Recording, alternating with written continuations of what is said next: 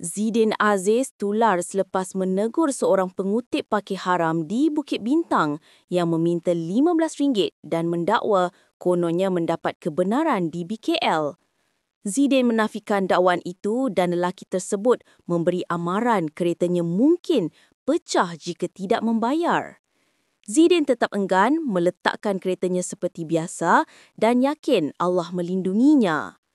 Beliau turut menasihati lelaki itu mencari kerja lebih baik serta menyeru orang ramai supaya tidak melayan pengutip parkir haram. Ya, 15. Siapa bagi lesen kutip 15 kat sini? Atau di BKL lah bos. Di BKL? Di BKL mana bagi lesen dekat warga asing? Sini bahasa lah bos sama orang. Apa yang biasa tu Daga kamu? itu 15. Yang biasa tu kamu. Kalau saya tak nak bayar? Saya jaga sini, nanti saya tak tahu lah bos. Ini kereta picture ke apa. Pecah. Kalau pecah kereta aku tahulah nak pecah muka siapa. Aku kenal muka kau.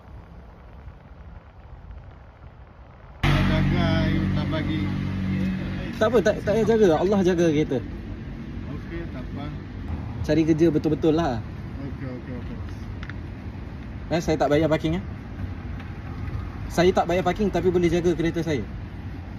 Saya tak tahu lah bos, saya tak mau.